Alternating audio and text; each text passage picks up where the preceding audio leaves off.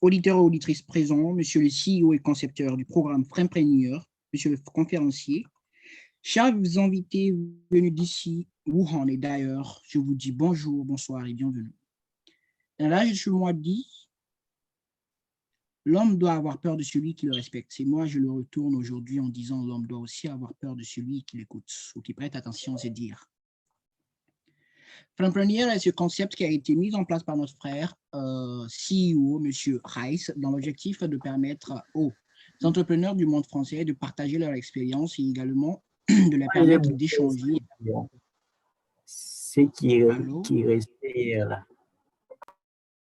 Allô? Allô? Allô? Oui, on t'entend. OK. Je disais tantôt que Frempreneur, c'est cette plateforme qui a été mise en place par notre frère, le CEO, M. Rice, dans l'objectif de permettre aux différents entrepreneurs du monde français de partager leur expérience, de permettre aux nouveaux de s'inspirer également, d'acquérir de nouvelles idées.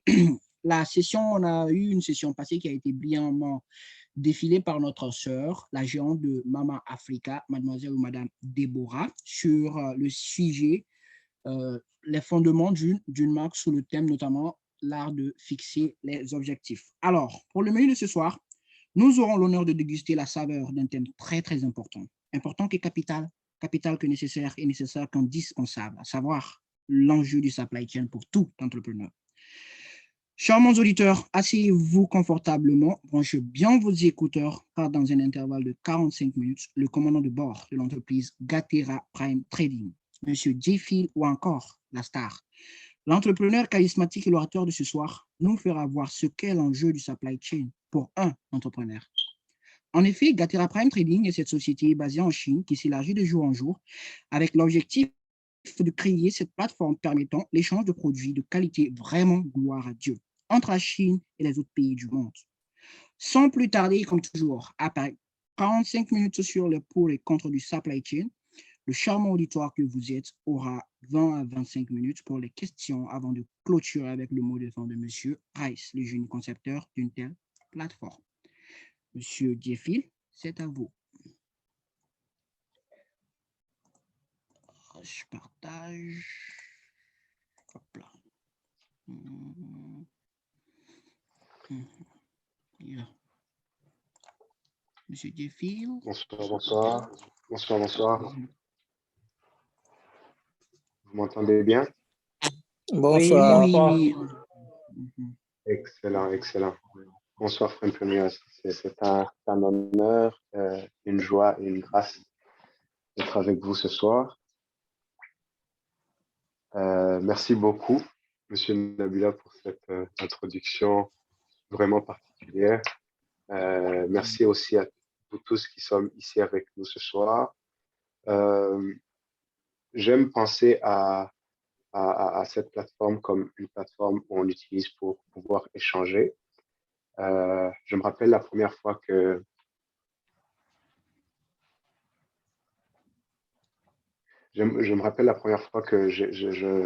j'ai parlé avec le chairman Rice.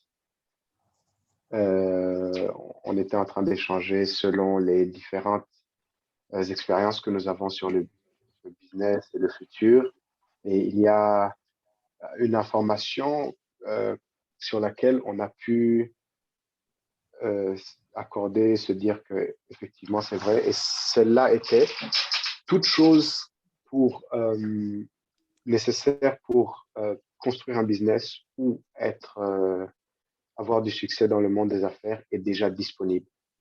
Ouais, je me rappelle bien, on était à Wuhan. Ce temps-là, j'étais allé participer à une campagne de publicité. Là où il était, on s'est rencontrés juste par incident, par bonne œuvre. Mais bon, on discutait sur le fait que toute chose qui est nécessaire pour que une personne puisse commencer un business ou avoir du succès dans les affaires est déjà disponible. Donc, la question serait de trouver la bonne information et la bonne personne avec qui pouvoir implémenter cette information. C'est pour ça que je pense à ce plateforme et à ce soir spécifiquement, à un soir où on peut échanger, un soir où on peut discuter par rapport à un sujet, des sujets, et qu'on pourrait apprendre ensemble. J'espère que c'est le cœur avec lequel vous venez ici aussi. L'âge où l'éducation était seulement par rapport à l'ingestion de l'information est longue passée, et maintenant, il est grand temps pour beaucoup plus d'échanges, beaucoup plus de discussions, beaucoup plus de conversations, beaucoup plus de connexions, de connaissances. Oui, oui.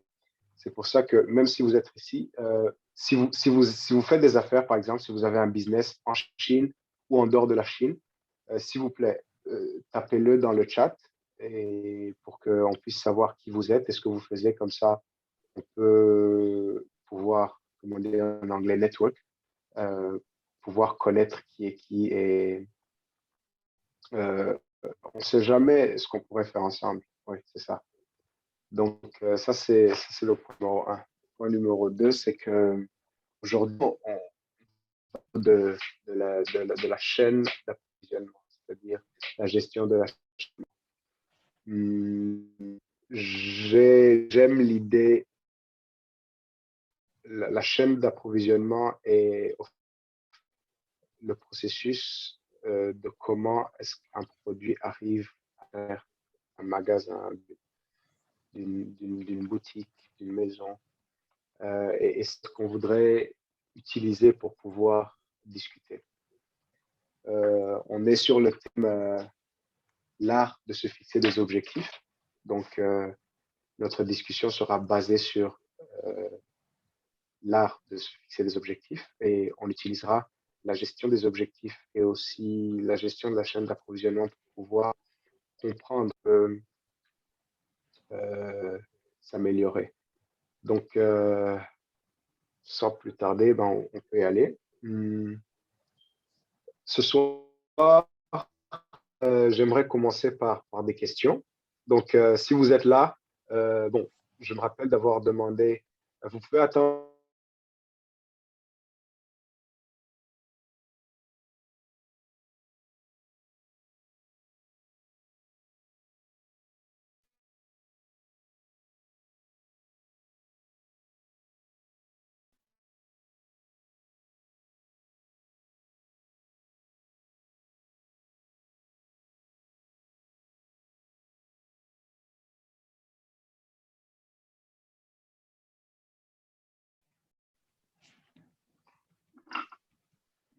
C'est bon? Je voudrais voir le PPT, si le PPT est là. Oh, OK.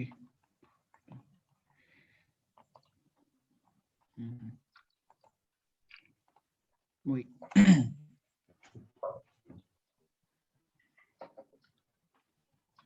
C'est bon? Excellent, merci. Oui, excellent, excellent, merci. OK, donc on peut y aller. Je voudrais qu'on commence par échanger ces questions. C'est des questions ouvertes, et donc il n'y a pas de réponse qui est correcte ou pas correcte. Donc, j'espère avoir des réponses dans l'audience. J'espère avoir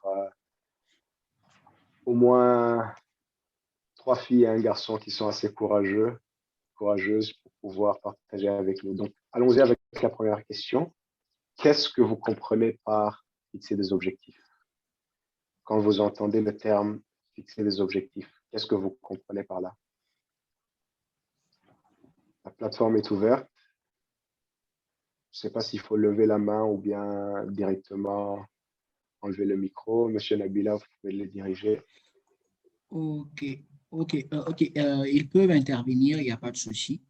Ceux qui veulent parler peuvent juste me faire signe, ou bien parler directement si voilà, ils ont la possibilité de répondre. Il n'y a pas de souci. OK, merci.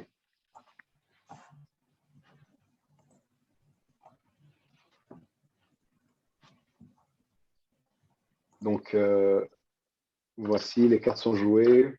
Allez-y. Quiconque a une idée peut déjà commencer à partager. Qu'est-ce que vous comprenez? Je pense que je vais tenter si c'est possible. Oui, Oui, OK, monsieur, OK, allez-y. Merci beaucoup. Ok, déjà, bonsoir à tous. Mon nom, c'est Bireka Touré. Je suis étudiant en commerce international et négociant en matière première. Bon, selon moi, se fixer des objectifs, c'est avoir un plan à réaliser, mais dans un temps bien précis. C'est ce que je peux dire par Excellent, rapport à ça. excellent, excellent, excellent. Merci. Monsieur, vous venez de quel pays? De la Guinée. Guinée. Très enchanté, monsieur. Merci beaucoup pour votre réponse. Excellente réponse. J'espère qu'on va avoir le contact de votre business dans le chat pour que ceux qui sont intéressés dans ce que vous faites puissent connecter avec vous. Entre-temps, s'il y a quelqu'un d'autre avec une idée de ce que c'est que se fixer des objectifs, vous êtes le bienvenu, la bienvenue.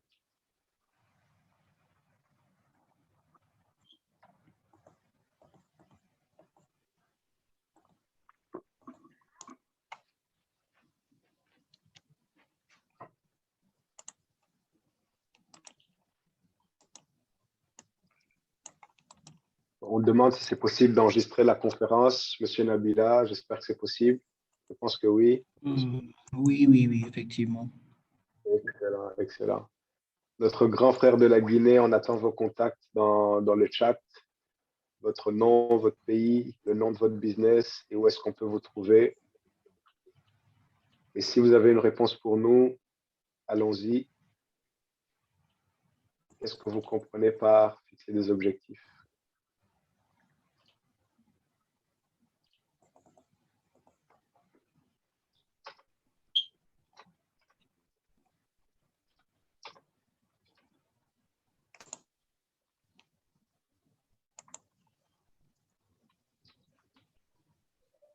OK. Apparemment, la chambre est un peu froide. Mhm. Je vois beaucoup de gens. Oh, monsieur Amadi, bienvenue.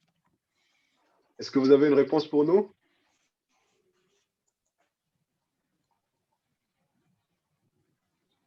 Je vois beaucoup plus de gens. Mademoiselle Serena, il y a iPhone 6S Plus, Madame Gedalia, Congo China.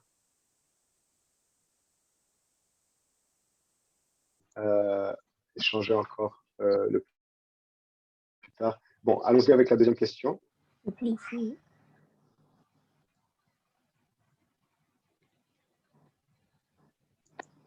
Mhm. Vous a- Allons-y avec la deuxième question. Apparemment, Mhm. Serena a quelque chose à partager avec nous.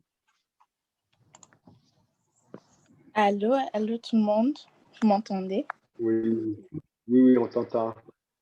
Salut Serena, ça va? Ça va bien. Pour tout le monde qui ne me connaît pas, c'est Serena, je viens du Burundi et je ne fais ni business ni logistique, je fais de l'architecture. Je voulais essayer avec la première question, se fixer des objectifs pour moi. C'est comme le monsieur vient de le dire, s'imposer comme un plan. Mais aussi s'imposer un certain niveau de discipline pour arriver à ce plan, je voudrais dire. Excellent, excellent. Merci beaucoup du partage, Serena. Serena est burundaise, elle est architecte ou bien devient architecte. Donc, merci beaucoup. Donc, la troisième question, je pense que je suis déjà très fier de notre audience ce soir. Avoir pu avoir deux suggestions de public est un honneur immense. Donc, la troisième question est à propos de l'objectif de la gestion de la chaîne d'approvisionnement. Donc, on va essayer de répondre à cette question-là à travers notre présentation. Et j'espère qu'on pourra apprendre quelque chose. Et donc,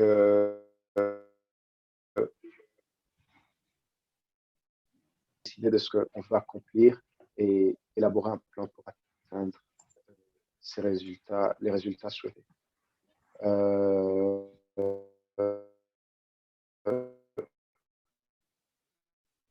Atteindre de savoir ce qu'on veut atteindre pour pouvoir savoir si s'il y a du succès par ça. Donc, pour les entrepreneurs ou bien les gens qui font du business, l'établissement des objectifs est une partie très importante de la planification de l'entreprise. C'est-à-dire que si tu commences à faire du business, par exemple, si tu commences à vendre des habits au pays, par exemple, si tu commences à cuisiner pour tes frères et sœurs de la chambre, c'est quoi que tu vas atteindre en fait? Est-ce que tu veux pouvoir te payer l'année qui suit de ton éducation ou bien est-ce que tu veux commencer un compte où tu peux garder de l'argent, où tu peux pouvoir investir dans le futur, en sachant ce que tu veux exactement, et on va pouvoir apprendre beaucoup plus. On pourra savoir quand est-ce qu'on a pu atteindre cet objectif-là, en fait. Donc, continuons.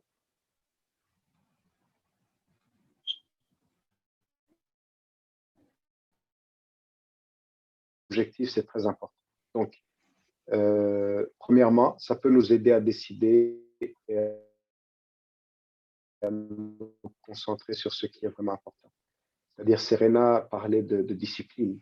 Et il est difficile d'avoir une discipline si on ne sait pas exactement quand est-ce que notre discipline peut produire, ou bien quand est-ce qu'on a été assez discipliné, je ne sais pas, pour avoir une pause ou pour avoir une récompense. Deuxième point que j'ai pu trouver, et il y en a beaucoup d'autres,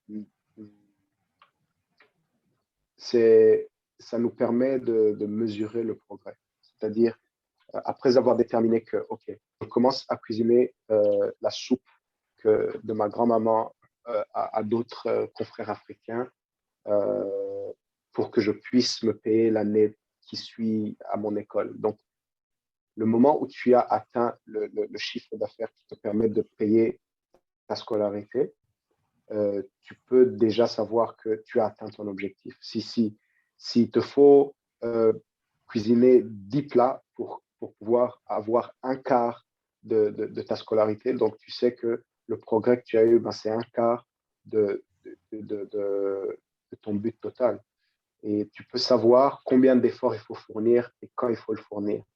Et aussi, ça peut nous aider à surmonter la procrastination et aussi à visualiser nos rêves, nos visions. Donc, quelques pensées. Si vous ne savez pas ce que vous voulez accomplir, vous ne pouvez pas créer un plan pour y arriver. Donc, il faut d'abord savoir ce qu'on veut accomplir avant de pouvoir créer un plan.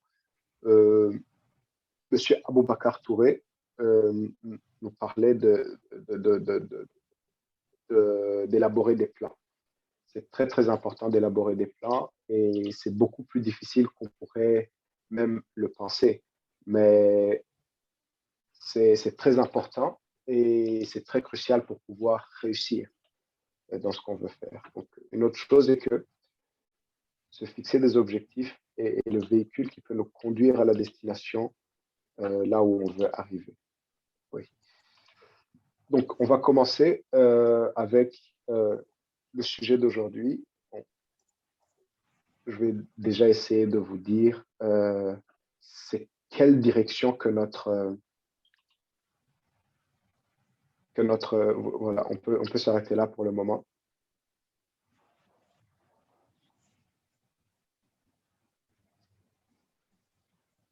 Ok, merci.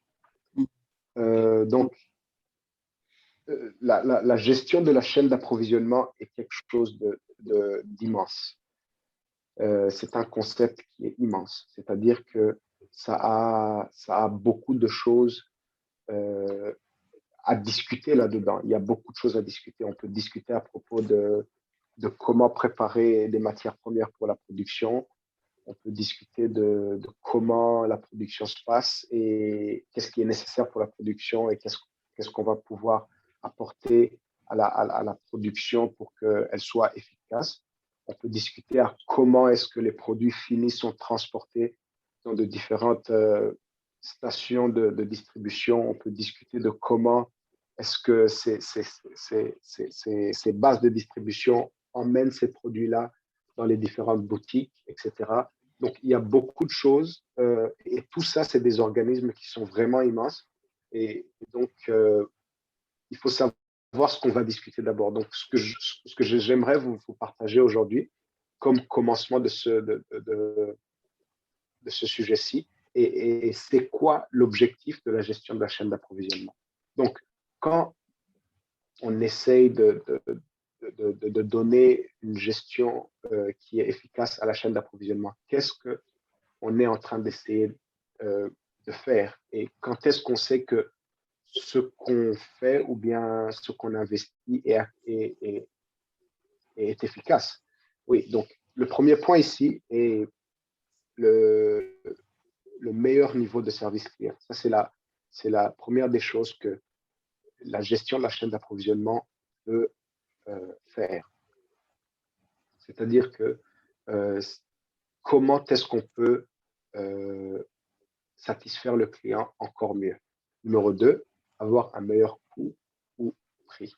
Donc, ces deux choses-là sont des choses primordiales pour lesquelles on a besoin d'une gestion de chaîne d'approvisionnement qui est efficace. Oui. Donc, on va continuer. On va quitter l'introduction et on va commencer à parler.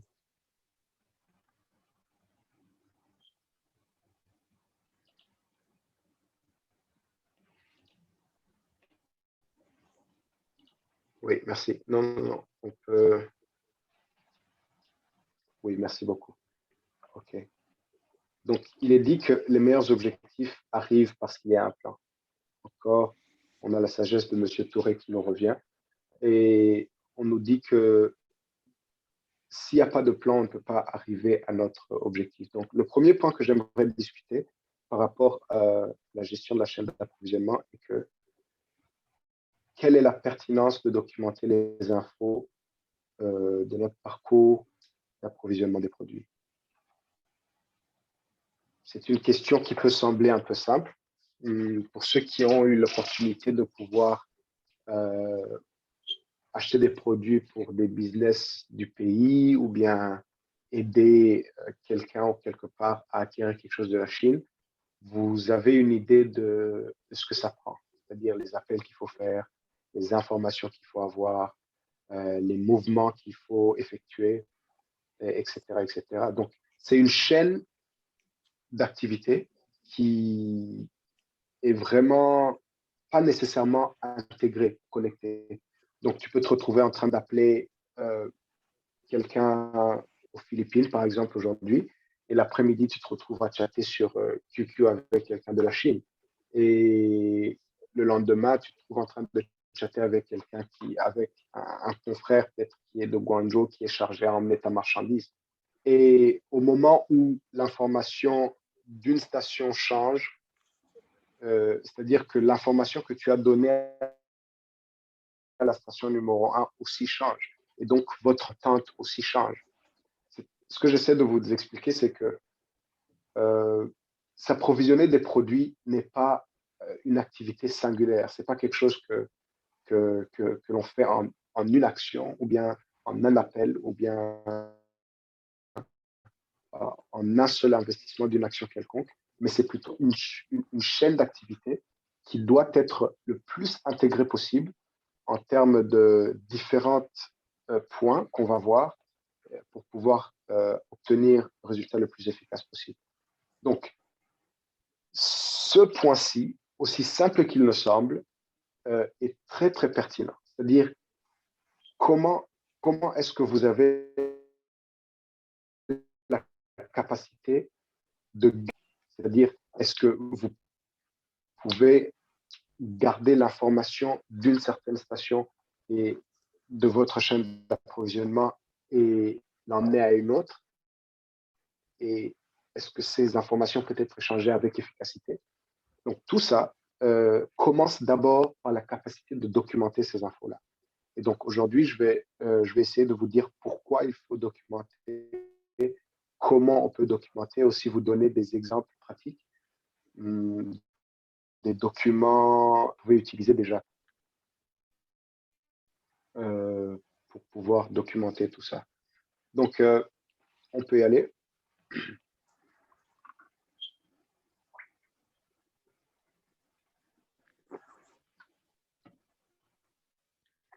On peut aller à la prochaine page.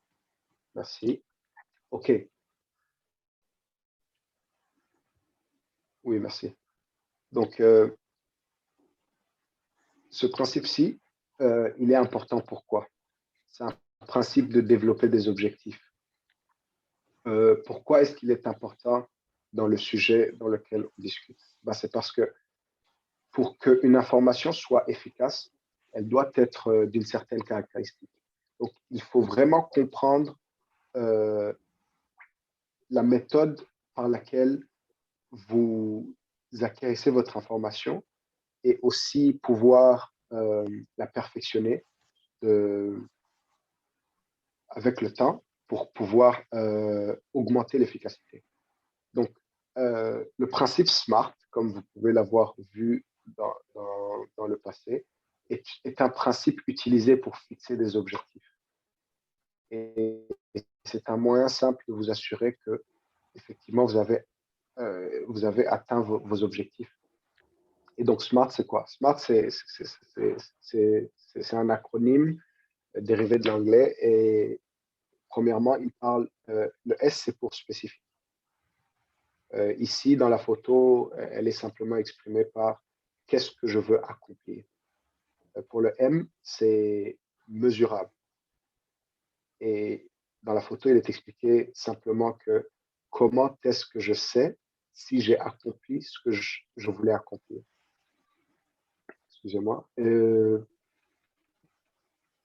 Troisième mot, c'est le mot A. Et c'est quelque chose qui est achievable. Une minute.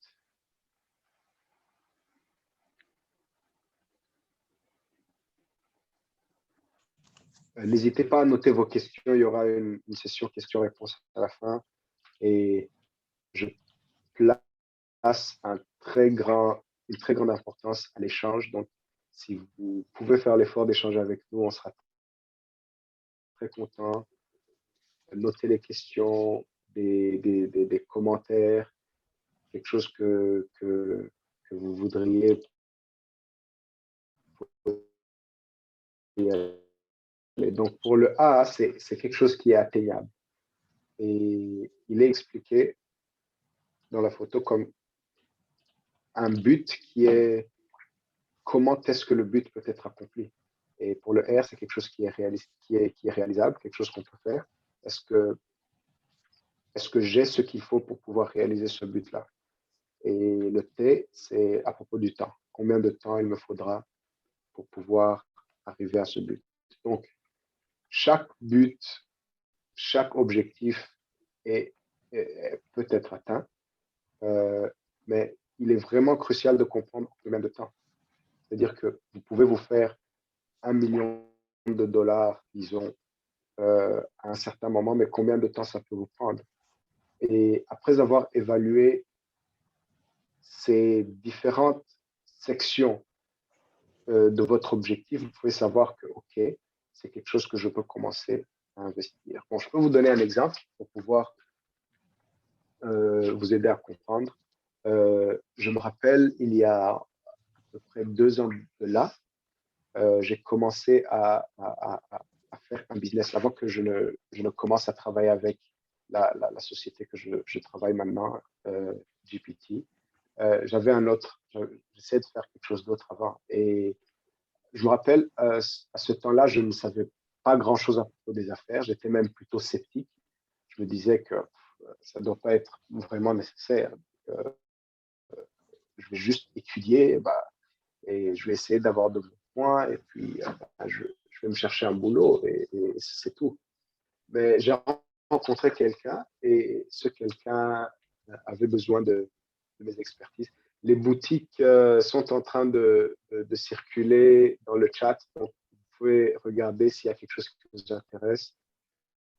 Merci Nissi Boutique, Serena, Très enchanté. On espère acheter de Nissi Boutique. Si vous êtes au Burundi, si vous connaissez des gens qui sont au Burundi, partagez Nissi Boutique. Il y a des pages passées qui a échoué terriblement avec des problèmes que je ne peux même pas commencer à élaborer. C'était vraiment un business vraiment rentable. C'est avec l'encouragement de cet ami dont je vous parlais, qui m'a au début de ce qu'on commençait, que on s'est mis à poursuivre ce business-là. Donc, on donnait un certain service et j'avais aucune idée de, OK, quand est-ce que je vais savoir que ce business ou ce service, je l'ai assez fait. Je ne savais pas comment exactement j'allais mesurer ce que j'allais faire. Donc, évidemment que je ne savais pas si c'était réalistique parce que je n'avais pas de but au début. Et donc, ce qui s'est passé, c'est que il y a eu scandale après scandale à cause d'un échange d'informations et de capital qui était vraiment très négligé et qui a causé beaucoup de mon temps. Donc, par exemple, ce que je fais maintenant, j'ai dû travailler pour beaucoup de mois pour pouvoir réparer ces incidents-là. Donc, c'est l'une des choses qui peut vous arriver si vous n'avez pas d'objectif dans votre business ou bien dans la gestion de votre chaîne d'approvisionnement. Donc, il faut vraiment pouvoir déterminer en détail ou bien avec le plus de détails possible, suivant ce modèle-ci, comme je vous le présente, par exemple, pour pouvoir savoir le progrès que vous faites. Donc, sur ce, je voudrais continuer à vous expliquer à propos de la pertinence de pouvoir avoir les informations de votre parcours dans la gestion de la chaîne d'approvisionnement notées avec vous. Donc, maintenant, il faut vraiment comprendre qu'est-ce que la gestion de la chaîne d'approvisionnement. Donc, au début, j'avais appelé cette présentation gestion de la chaîne d'approvisionnement de la nature à l'étagère. Donc, c'est ça, en fait. La chaîne de l'approvisionnement est le processus qu'il faut pour qu'un produit fini sorte de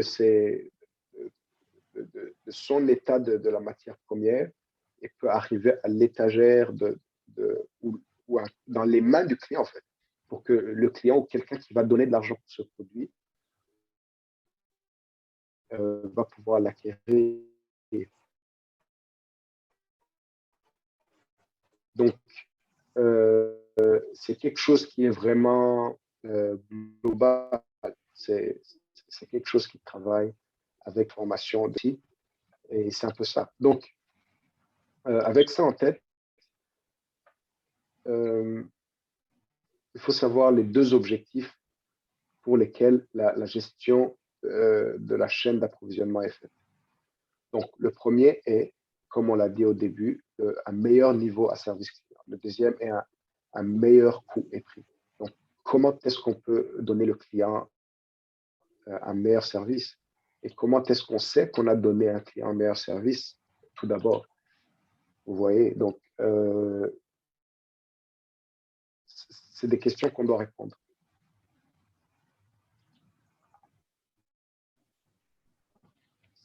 Cette question-là, j'aimerais qu'on commence à pouvoir, on peut continuer, oui, merci. Quel est l'objectif? Atteindre cet objectif-là. Et comme on le disait, c'est ces deux objectifs-là. Et j'aimerais qu'on commence à discuter à propos du premier. Donc, comment est-ce qu'on sait qu'on a donné un meilleur niveau de service? Allons-y à la prochaine page.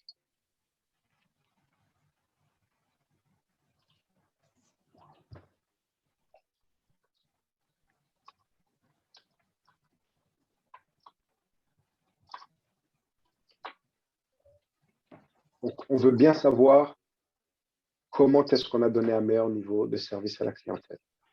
Donc, numéro 1, combien de temps est-ce que votre livraison a pris? C'est quelque chose de très important. Numéro 2, est-ce que le délai du commande est beaucoup plus court? Combien de temps est-ce que le client prend à pouvoir placer sa commande? Numéro 3, est-ce que les bonnes marchandises sont livrées au bon moment au client? Donc, ça, c'est quelque chose d'autre. Les autres services comprennent l'accessibilité pour acheter des produits n'importe où. Et numéro 2, service de retour ou de réparation en temps opportun. Donc, j'aimerais partager une ou deux pensées par rapport à ça. Et dans ce système de la gestion, dans ce système de la chaîne d'approvisionnement, le client est roi, comme dans tout business. Donc, ce qu'on veut, c'est qu'on veut satisfaire le client. Et donc, les éléments qui satisfaisent le client, qui peuvent satisfaire le client en ce cas-là, incluent le temps de la livraison, combien de temps ça va prendre. Donc, il faut savoir pouvoir coordonner les informations que vous recevez, le capital que vous avez pour pouvoir livrer à temps. Combien est-ce que la marchandise coûte? Donc, le client ne se soucie vraiment pas du processus que vous avez pris pour pouvoir amener le produit à lui. Ce que le client veut, c'est un bon prix pour un bon produit. Donc, les clients comprennent bien qu'il n'y a pas le produit qui est parfait. Donc, la question ici devient, quel est le produit ou le service qui est acceptable au client, un prix qui est acceptable au client. Donc, c'est une balance qui est créée et la personne ou la société qui peut créer cette balance le mieux possible gagne le marché. Exactement. Donc, on peut continuer. Et maintenant, je voudrais qu'on regarde la deuxième question. Comment est-ce qu'une entreprise peut offrir un meilleur coût, un meilleur prix? Rappelez-vous que c'est ces deux objectifs-là pour lesquels on fait la gestion de la chaîne d'approvisionnement. Donc, la raison pour laquelle on cherche beaucoup plus de fournisseurs de nos produits, la raison pour laquelle on veut trouver un meilleur freight forwarder, quelqu'un qui peut envoyer nos marchandises en temps opportun, c'est ces deux raisons pour lesquelles on fait. Donc, si vous savez ces deux raisons, vous pouvez bien prendre les bonnes décisions au bon moment. Donc, quel est l'objectif? Comment est-ce qu'une entreprise peut atteindre cet objectif-là, c'est-à-dire donner un meilleur coût ou un meilleur prix? Donc, premièrement, il faut comprendre c'est quoi que ça coûte, la chaîne de l'approvisionnement. Premièrement, c'est le partage d'informations. C'est-à-dire que pour pouvoir obtenir une certaine information par rapport à un produit, ça peut vous coûter de l'argent. C'est la première chose qui te coûte de l'argent dans la chaîne de l'approvisionnement. Numéro 2, stockage. Très, très important. Donc, numéro 3, transport. Comment est-ce que ces trois choses travaillent ensemble? Eh bien, le plus, je peux donner un exemple. Si vous voulez vendre des t-shirts, par exemple, et que vous avez une boutique qui vend des t-shirts quelque part à Kinshasa, disons.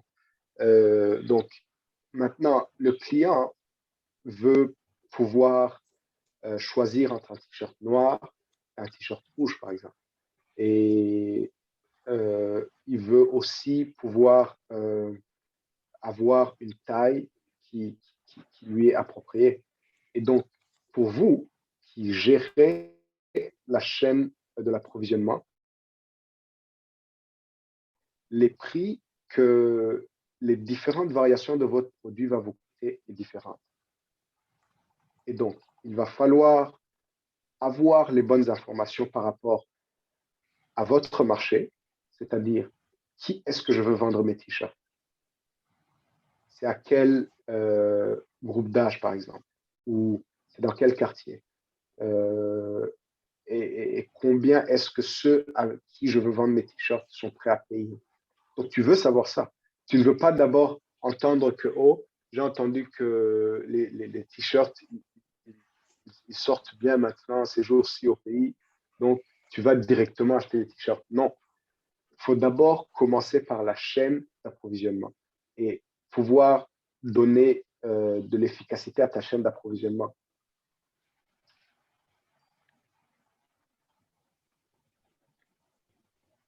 OK. Donc, il faut d'abord commencer par ces informations-là. Il faut d'abord commencer par ces informations-là.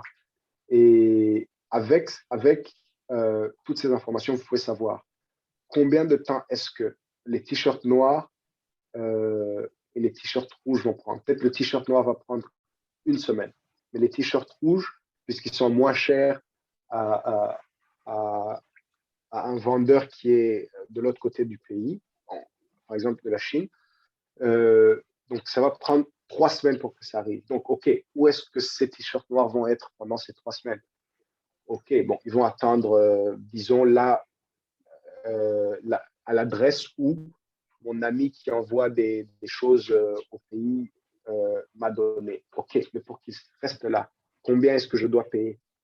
Je comprends. Est-ce que ça vaut la peine d'attendre pour ces autres t-shirts rouges-là? Est-ce que pourrais-je ne pas payer beaucoup plus avec ce premier vendeur pour avoir les t-shirts noirs et rouges en même temps et pouvoir ne pas payer pour ces 2 semaines où les t-shirts noirs vont pouvoir attendre?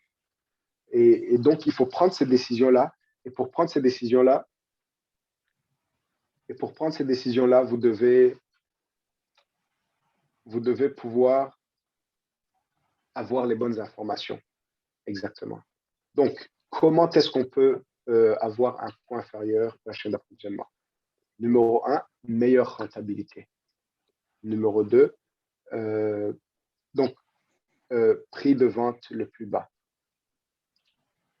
C'est ces deux choses-là qui caractérisent un coût inférieur de la chaîne d'approvisionnement.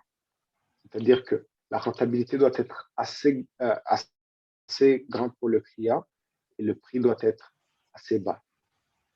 C'est-à-dire que vous cherchez dans votre chaîne les stations par lesquelles vous pouvez augmenter la rentabilité. Si c'est au stockage, si c'est au transport, si c'est à la production, vous cherchez où vous pouvez diminuer le coût le plus possible et gagner le plus de temps, et d'argent et de ressources. Donc, on va clôturer.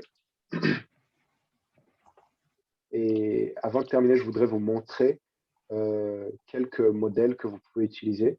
Je voudrais vous illustrer un modèle pour pouvoir répertorier vos produits, vos fournisseurs et vos agents logistiques. Donc, c'est ces 3 éléments-là que vous devez mettre en priorité lorsque vous construisez votre chaîne d'approvisionnement. Numéro 1, quel est le produit? Numéro 2, quel est mon fournisseur? Il est où?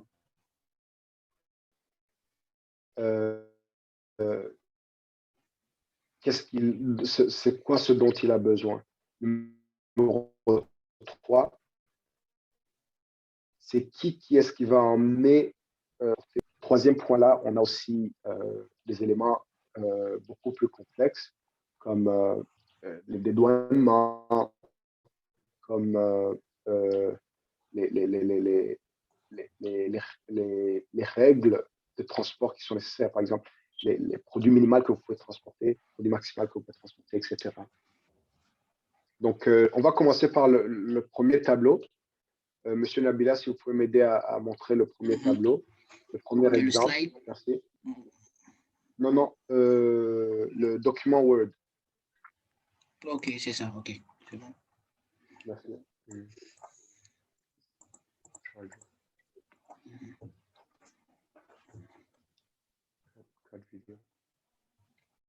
C'est bon?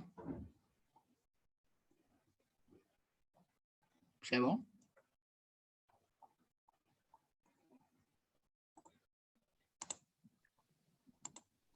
Non, je ne vois pas le document Word. Je voudrais voir le document Word. OK, attendez. OK, c'est bon?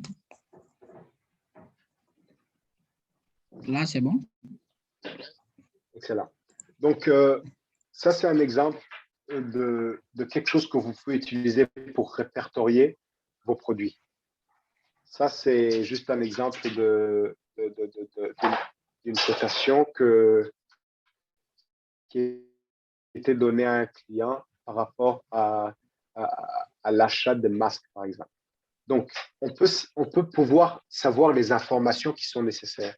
Donc, on veut savoir le nombre de produits, on veut savoir le genre de produit, les variations de ce produit, la description des différents produits et aussi le nombre, et aussi les prix et les photos. Très, très important. Prochain exemple, le document Excel, exemple 1A. Oui, c'est Exemple bon. 1A. Excellent, merci.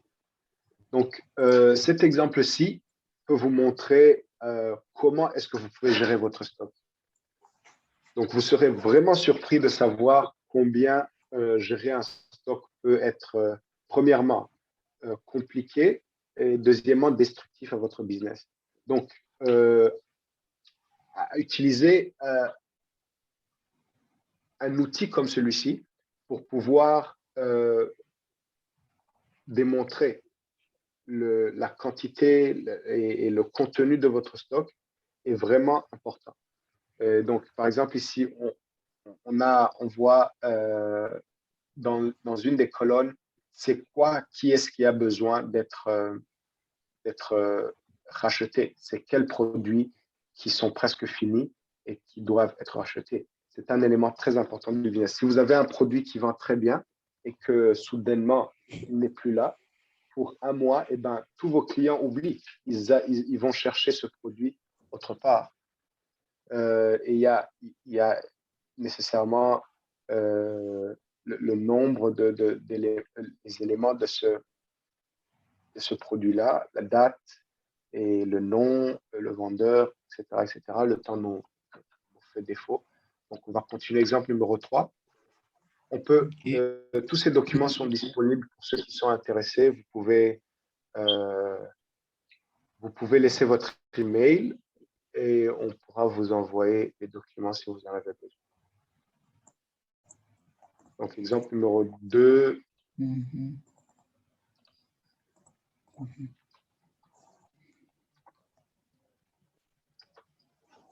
C'est bon. Excellent.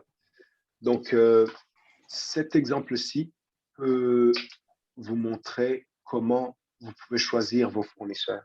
Quelles sont les informations à propos de votre fournisseur qui doivent être gardées et qui peuvent être nécessaires quand vous approvisionnez en produits. Merci beaucoup, M. Nabila. Donc, pour terminer, OK, j'ai un autre exemple aussi. Next slide. Il y a des plateformes que vous pouvez utiliser pour la gestion de votre chaîne d'approvisionnement. Donc, dans la prochaine session, par exemple, j'aimerais vous montrer combien c'est important d'utiliser la technologie et le digital pour augmenter l'efficacité de la gestion de la chaîne d'approvisionnement. Donc, dans les années qui viennent, tout sera automatique. Dans le peu d'années qui nous restent dans ce système-ci, on va avoir une très grande augmentation d'éléments digitaux dans la gestion de la chaîne d'approvisionnement. Donc, vous voulez savoir comment les utiliser. Donc, il y a 2 sites que je propose ici et tous 2 sont des sites que vous pouvez utiliser comme outils pour augmenter l'efficacité de la gestion de votre chaîne d'approvisionnement. Prochain slide.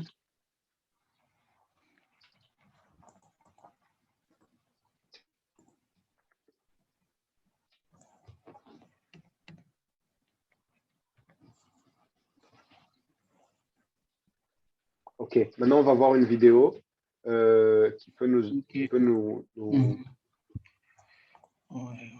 aider à donner un exemple. Donc, oui, Monsieur Nabila, on va commencer la vidéo à la minute, 1 minute 34, s'il vous plaît. OK. Donc, dans cet exemple-ci, Dans cet exemple-ci, j'aimerais vous montrer comment est-ce que un changement simple dans votre gestion de la chaîne d'approvisionnement peut augmenter votre profit, spécialement si vous travaillez avec de volumes élevés.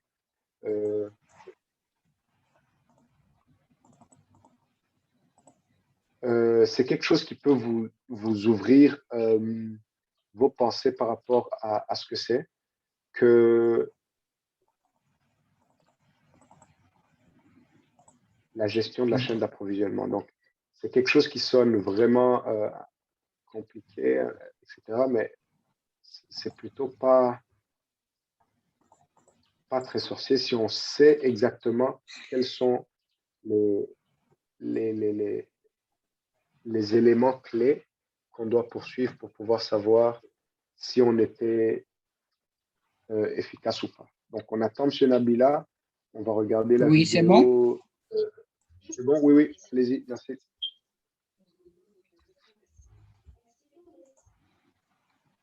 C'est bon?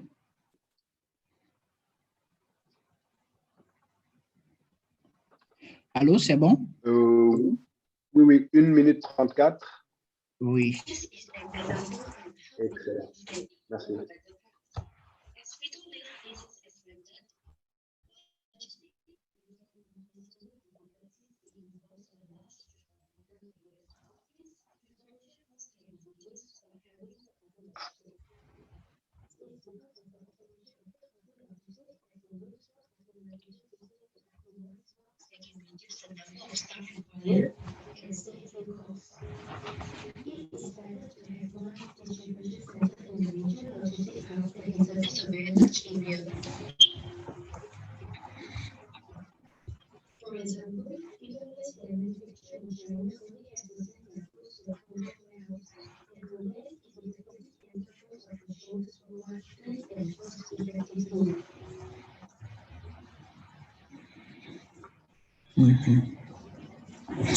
Ok, je pense que la vidéo elle est terminée maintenant.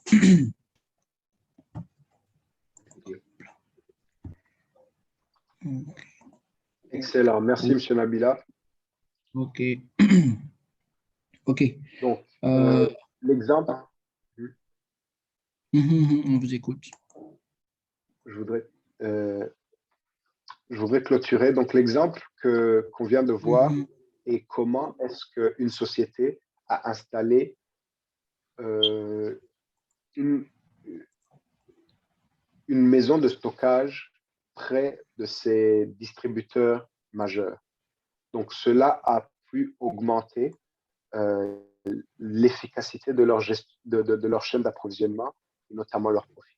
Donc, quelque chose de simple comme placer vos produits finis près de votre distributeur peut vous aider à augmenter l'efficacité de votre chaîne d'approvisionnement et notamment vos profits. Donc, pour ce qu'on a appris aujourd'hui, une dernière page, la première chose qu'on a vue, c'était l'art de se fixer des objectifs. C'est quoi que se fixer des objectifs et comment est-ce qu'on peut faire ça?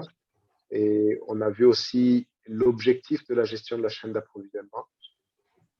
Qu'est-ce qu'on veut atteindre par l'augmentation de l'efficacité de la gestion de la chaîne d'approvisionnement?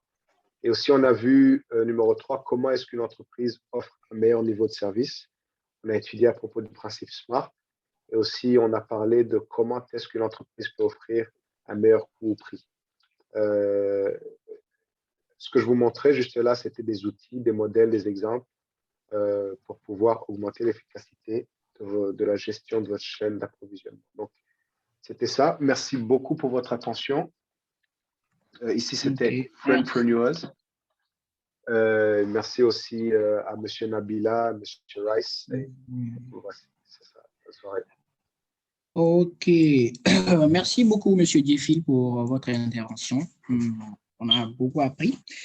J'aimerais faire savoir à l'auditoire également qu'il y a une partie, c'est-à-dire la rubrique auditeur du jour. L'auditeur du jour, ça concerne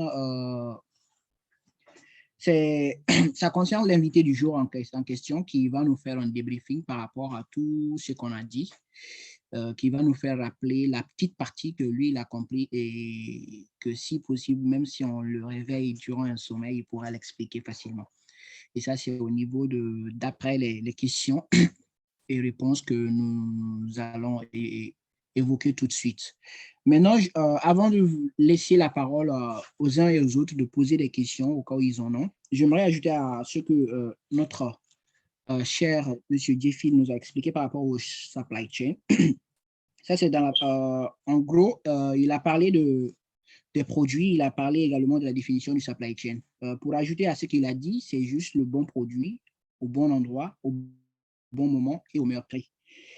Et notamment, il a parlé de production, distribution et d'approvisionnement. C'est toute une chaîne et une partie logistique. En réalité, actuellement, dans la nouvelle technologie et dans la nouvelle avancée de cette matière, c'est la troisième partie logistique qui intervient le plus parce que c'est devenu maintenant un élément concurrentiel pour les entreprises et ça leur permet également de pouvoir gagner, de pouvoir se concentrer sur leur business, c'est-à-dire pour les entreprises de production, ça leur permet de se focaliser sur ce qu'ils savent faire le mieux, c'est-à-dire la production de leurs matières premières. Et également, quant à la partie logistique, ils vont externaliser ça. Et là, ça va faire intervenir ce qu'on appelle la troisième partie logistique, qui sont spécialisés uniquement pour les questions de supply chain, qui sont des professionnels là-dedans et qui vont faire ce qu'on appelle de bout en bout, le transport de bout en bout et le warehousing, c'est-à-dire le stockage et tout ce qui va avec. OK. Je laisse la parole aux différents invités ici présents et les questions-réponses sont ouvertes. Monsieur Jeffy est là pour nous éclairer par rapport à ce qu'il a dit et par rapport aux parties qu'on n'a pas compris. Merci à vous. Bonsoir tout le monde. Okay, bonsoir, Déborah. Voilà, c'est Déborah. Je souhaiterais que Monsieur Jeffy puisse expliquer la vidéo de tout à l'heure parce que j'ai pas vraiment compris. Surtout que on n'entendait pas bien les voix et tout. Le son était un peu bizarre. Du coup, j'aimerais qu'il explique un peu.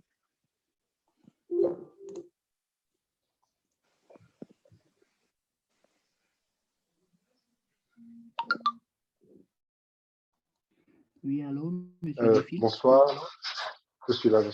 Bonsoir Déborah, merci beaucoup pour la question. Donc, la vidéo était principalement un exemple de comment une société a effectué un investissement, une activité pour pouvoir augmenter l'efficacité de la gestion de la chaîne d'approvisionnement. Donc, c'était une société qui produit les chips Lay's qu'on connaît. Et cette société-là travaillait, produisait ces produits depuis la Chine. Mais ils envoyaient leurs produits à l'Amérique du Sud et aussi à l'Amérique du Nord, aussi en Europe. Donc, ce qu'ils ont fait, c'est qu'ils ont construit un warehouse, un point de stockage à Hong Kong, au lieu de là où il était dans le China Mainland, dans le territoire principal de la Chine, pour pouvoir réduire le temps et les coûts du transport. Et donc, par ça, ils ont pu augmenter leur profit. Ils ont pu aussi diminuer le temps qu'ils prenaient pour que le produit arrive au client. Et ça a pu augmenter l'efficacité de la gestion de la chaîne d'approvisionnement. Est-ce que la question est assez claire? La réponse est assez claire, pardon? Oui, c'est bon, ça va. Merci beaucoup. J'ai mieux compris. Ok. Si vous avez, merci beaucoup à M. Nabila pour ses contributions. Donc, si vous avez des contributions aussi, allez-y. Merci. Okay, merci, M. Jeffy, et merci également à notre très cher Mama Africa. On peut continuer. Monsieur Touré a une question, je crois. Oui, j'ai laissé une question dans les chats. Ah, ok. Vous pouvez, s'il vous plaît, me rappeler. Ok. Ah, ok. Devrais-je Ok, la lire, monsieur question, Nabila? oui, Vous ok, pouvez la lire? question, elle est, Allez-y. oui, je vais lire pour vous. La question, elle est, vous avez parlé de votre entreprise qui a fermé par manque de clients.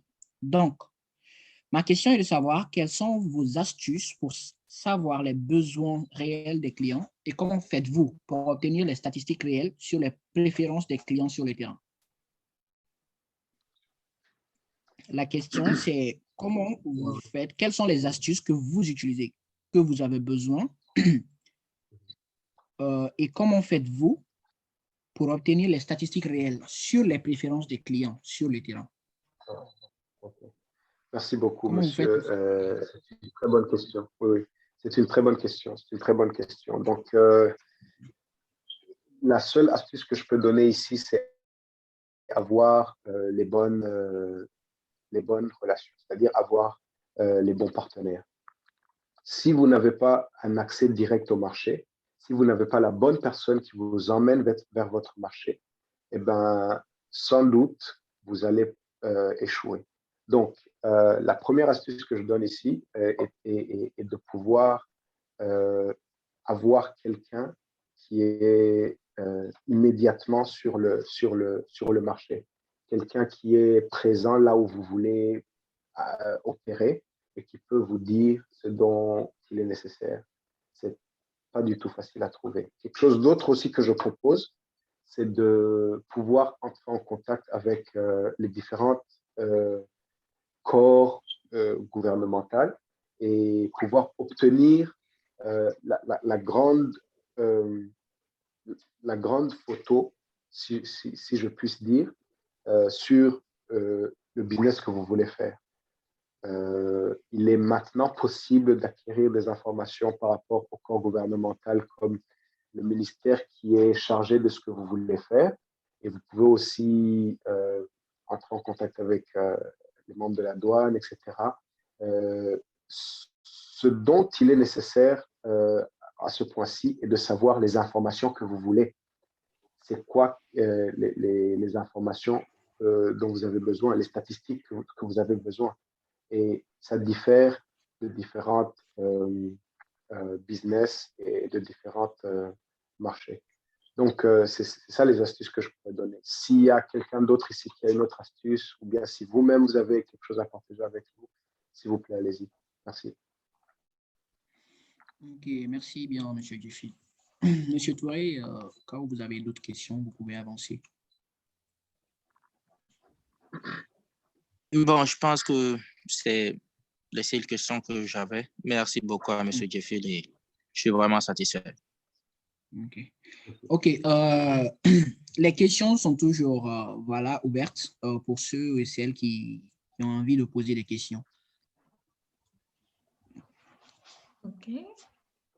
Il faut surtout pas avoir peur. Il n'y a pas de corona ici. Bonsoir tout le monde. Ok, bonsoir. Moi, c'est Bavette. Et enchanté. Bon, j'avais une question par rapport en fait à la réponse de monsieur Jeffy. Son nom est compliqué. Bon. En fait, j'aimerais savoir, on sait tous que de nos jours maintenant, le big data, c'est comme un grand deal, quoi. C'est tout le monde qui s'y met. On parle des puissances mondiales, la plus grande, ça sera plus en fait au niveau de l'économie, mais ça sera plus au niveau des data.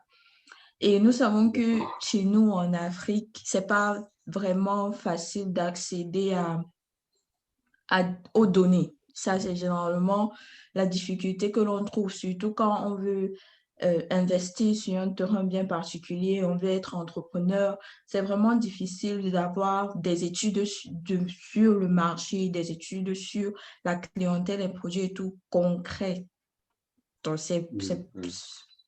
actually, information are scarce.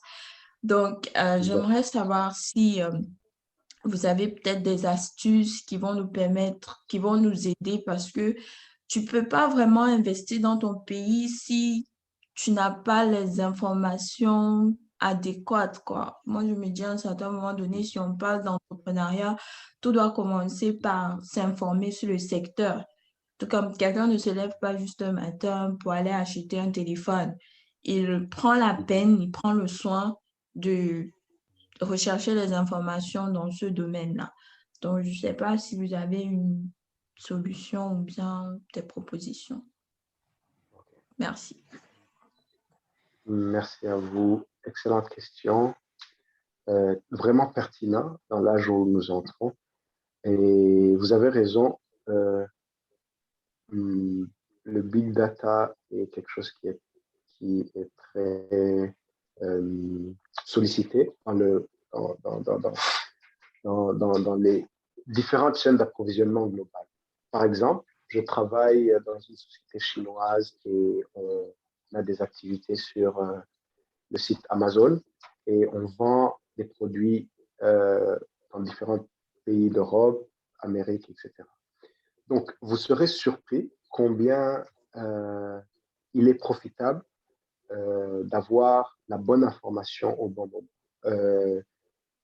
Donc, tout simplement, c'est que toutes ces grandes sociétés-là utilisent Big Data pour pouvoir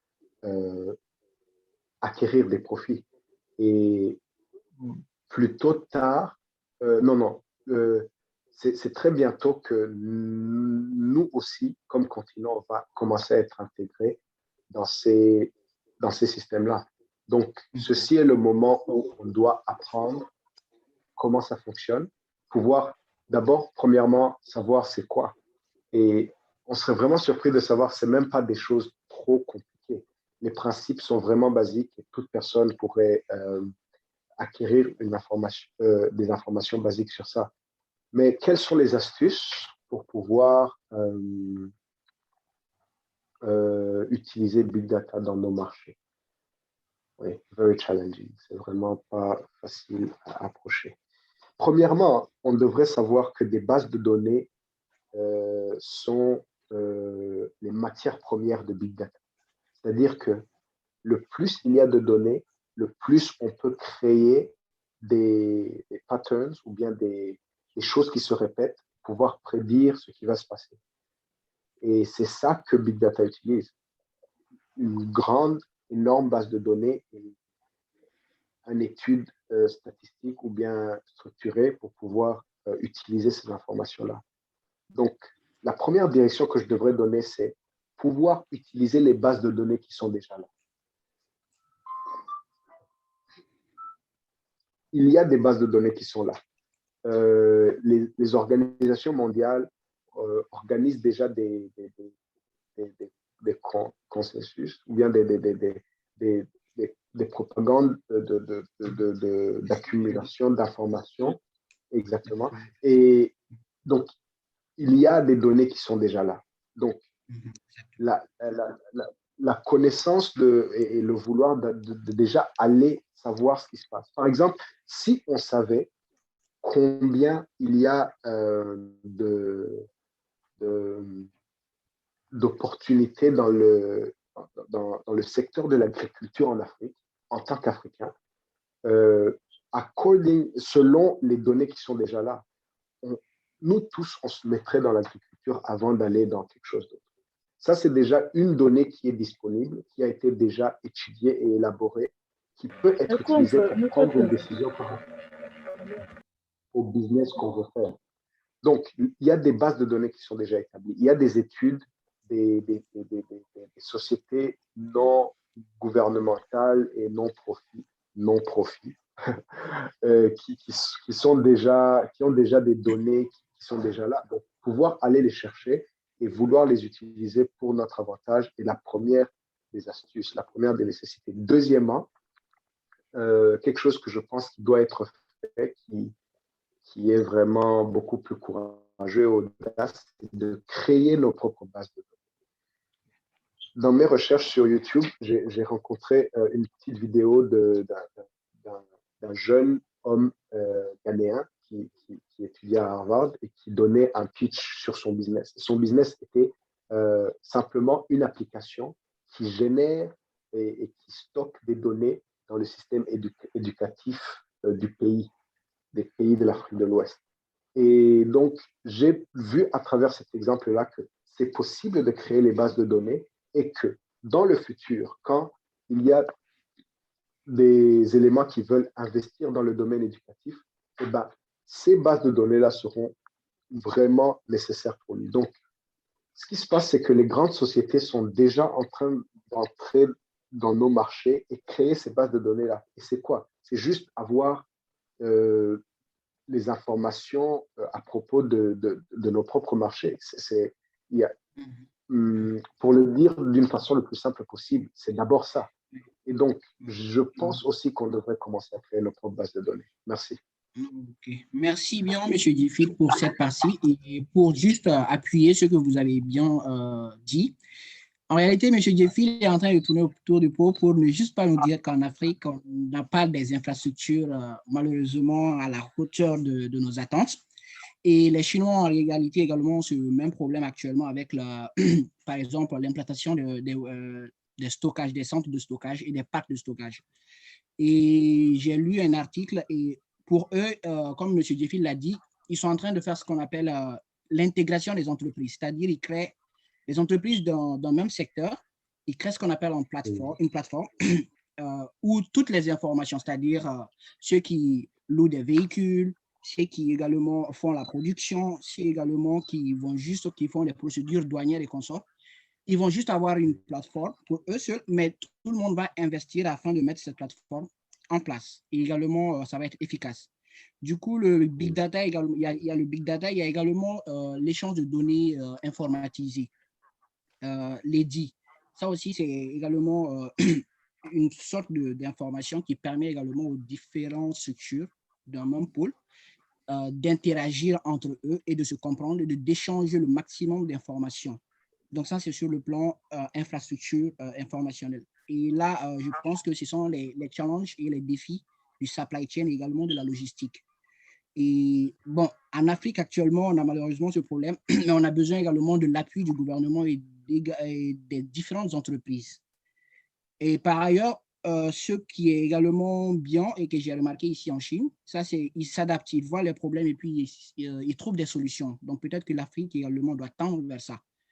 Avec les moyens de bord, essayer maintenant d'évoluer en fonction des moyens de bord avant d'atteindre ce niveau.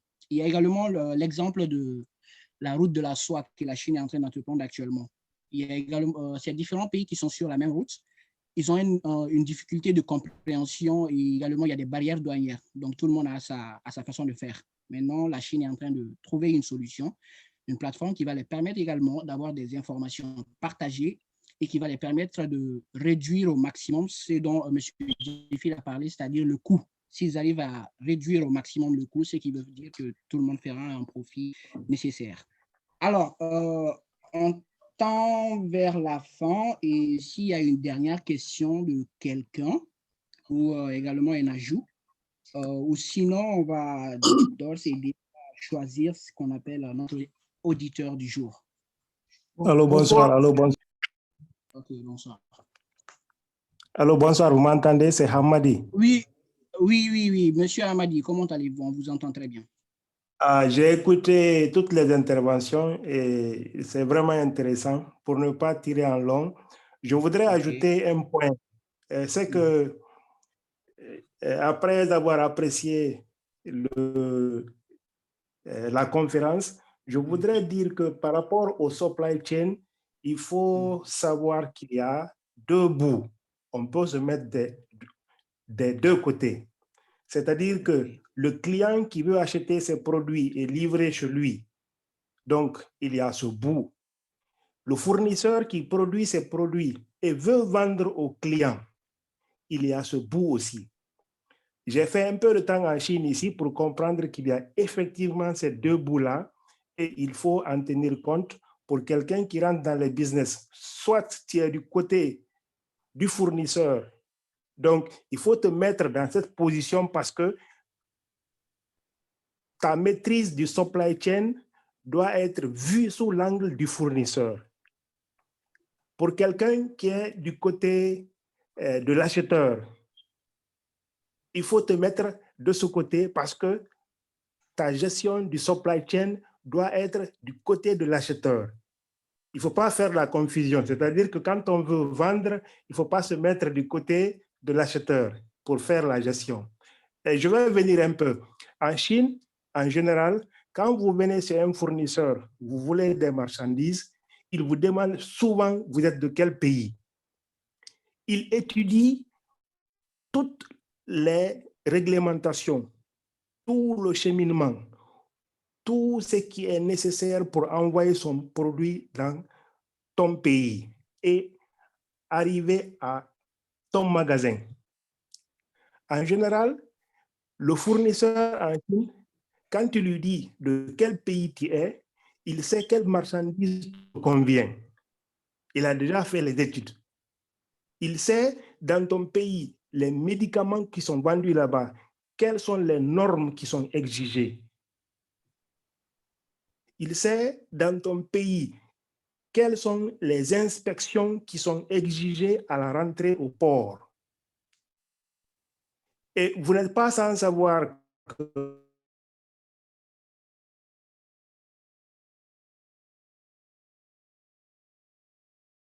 à l'école. Mais ils sont très bien, je ne nie pas ça, mais ils ne sont pas allés à l'école. Donc, quand ils viennent, ils se laissent carrément dans les mains de celui qui connaît tout, le fournisseur qui connaît tout. Du côté fournisseur, pour avoir une bonne maîtrise du supply chain, il faut avoir cette position, et exactement dans cette position. Maintenant, le conférencier a largement débattu sur le côté acheteur. Donc, je voudrais préciser ce point. Il faut évoquer ces deux angles-là, ces deux bouts-là. Merci. Okay. Merci bien. Merci beaucoup, Monsieur Amadi, pour votre intervention. Et s'il vous plaît, vous êtes de quel pays? Je suis de la Guinée. De la Guinée-Conakry. Ah, ok.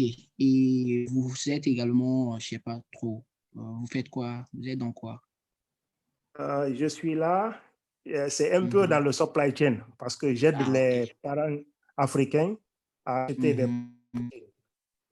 Ah, ok. Je crois que j'ai un peu remarqué à travers votre façon d'expliquer là. Ok, merci quand même pour les contributions. On va en ajouter et ça va être bénéfique. Ok, s'il n'y a pas d'autres questions, je m'en vais choisir ce qu'on appelle l'auditeur du jour. Et s'il y en a également, on peut également débattre. Et bien, s'il y a des contributions de quelqu'un, ou si le conférencier également veut ajouter quelque chose, il n'y a pas de souci. Dans les cas échéants, on passe à l'étape suivante. Ok. Ok, bien. D'accord. Maintenant, l'auditeur du jour, en fait, c'est quoi? C'est la partie, on va choisir, voilà, parmi les invités d'aujourd'hui, quelqu'un qui va faire, même si c'est en une phrase, par rapport à ce qu'il a compris ou ce qu'elle a compris, de tout ce qu'on a dit, c'est-à-dire des contributions de la part de M. Amadi, également du brillant exposé de notre charmant orateur de ce soir, M. Djefil. Alors, est-ce que Bessie, monsieur ou madame Bessie est là? Allô, Bessie? Bessie? Ok. Ok. Linka est là? Linka? Ok. Est-ce que monsieur Silla est là? Monsieur Silla est là? Allô, monsieur Silla? Ok, il ne faut surtout pas avoir peur, ok? Allô, monsieur Silla, est-ce que vous êtes là? Ok. Et monsieur Dev, êtes-vous ici? Oui, je suis là. Hein. Ok. Je suis Merci. là. Ok, Bien que je suis quand même arrivé un peu en retard, mais le peu que j'ai pu entendre, c'est que je voulais d'ailleurs intervenir sur la question de Babette, c'était comment avoir des chiffres, comment avoir des données qui t'aident à bien décider si le client sera intéressé par rapport à ce produit. Je ne sais pas si c'était ça vraiment la question, mais parmi les astuces, en tout cas, pour connaître quel produit peut marcher. Bien évidemment, l'Afrique n'a pas assez de données, par rapport déjà nous n'avons pas des autorités de régulation des prix et des articles qui fonctionnent bien dans nos pays. Donc, chacun vient et il le fournit comme il le veut. Mais quand même, premièrement, de la manière dont nous fonctionnons, par exemple, chez nous, chez MBK, on va d'abord vers le client et savoir, on lance quelque chose vers le client pour savoir s'il sera intéressé. S'il sera intéressé et à combien est-ce qu'il peut être intéressé à dépenser pour l'article et pour avoir une idée. Donc, on va avec des, comment vous appelez ça des surveys, mais ouais, des questionnaires ou quelque chose qu'on peut lancer en ligne pour avoir un peu le feedback si le produit qui sera acheminé de la Chine vers l'Afrique et en fait, ils sont intéressés et à combien ils sont en mesure de pouvoir dépenser pour cet article. Et ça, c'est d'un point. Donc, on travaille avec, dans ce manque de données, on travaille avec le client, le target où nous allons travailler, nous allons fournir pour savoir s'ils seront vraiment bien intéressés avant même que ça puisse, et puis connaître quelles sont les marges des prix qui peuvent être faciles à être consommés par le client. Et c'est vrai, Monsieur Amadi vient de parler aussi en tant que fournisseur, je dois mettre aussi en tant que dans le corps du fournisseur. Donc, je fonctionne, je cause avec le fournisseur pour savoir est-ce que ce produit, selon vos statistiques, comment est-ce que ça fonctionne? Est-ce que ça fonctionne bien pour quelle région et tout et tout? Donc, j'essaie de récupérer, de tirer des informations par-ci de deux côtés pour maintenant donner mon jugement final. Si je peux aller sur ce produit acheminé en Afrique ou en Europe, si ça sera rentable, parce que c'est encore bien que ces études-là soient faites. Je suis très d'accord que des études soient faites avant de se lancer. En tant merci bien. Une réalité, nous avons très peu de capitaux. Donc, il faudrait bien gérer nos capitaux pour ne pas aller en faillite, comme là, j'avais vu que Monsieur Jeffil a perdu de business. Donc, vraiment, c'est dans ça que je voulais intervenir. Je ne sais pas si j'ai touché le grand contenu de Monsieur Jeffil, mais Oui. ça Ok. ma petite Ok, monsieur. Ok, ça a été bien noté et je pense que vous avez largement parlé sur ce qui a été dit par monsieur Jeffil. Et du coup, on tend vers la fin, comme je l'avais dit. Donc, du coup, on passe directement à la dernière partie de cette session, c'est-à-dire à monsieur Rice qui va nous donner un briefing par rapport à ses compréhensions et tout ce qui va avec. Merci.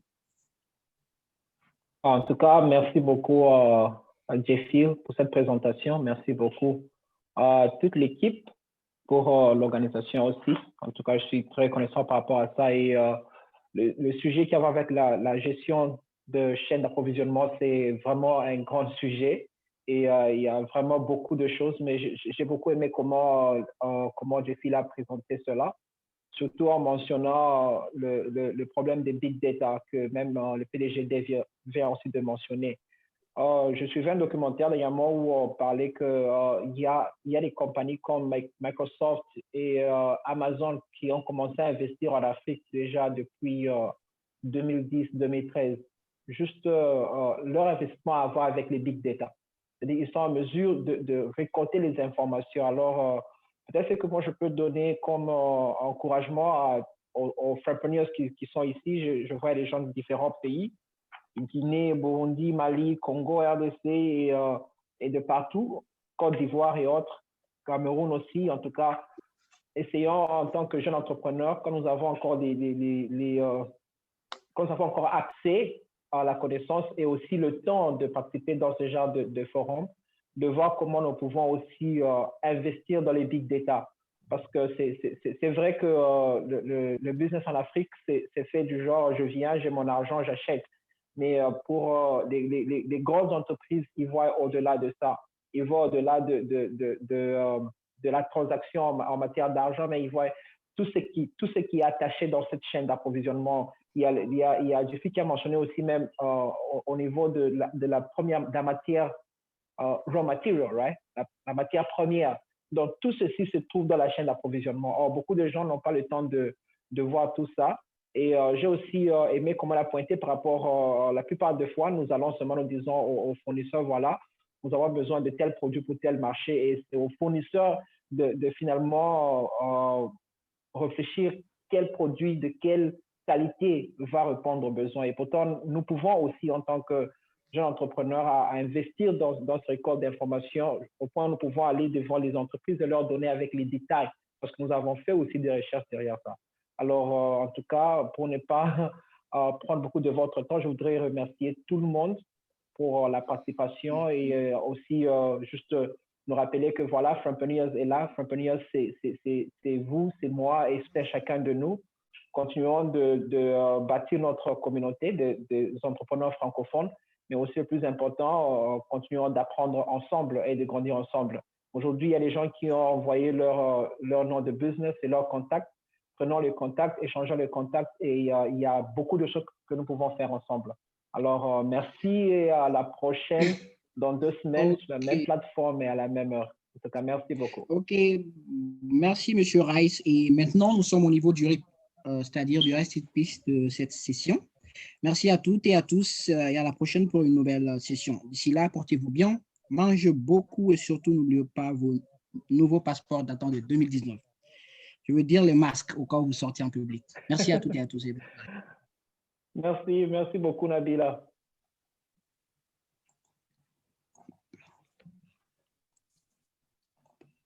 Merci Nabila. Merci à tout le monde. Bye bye. Merci.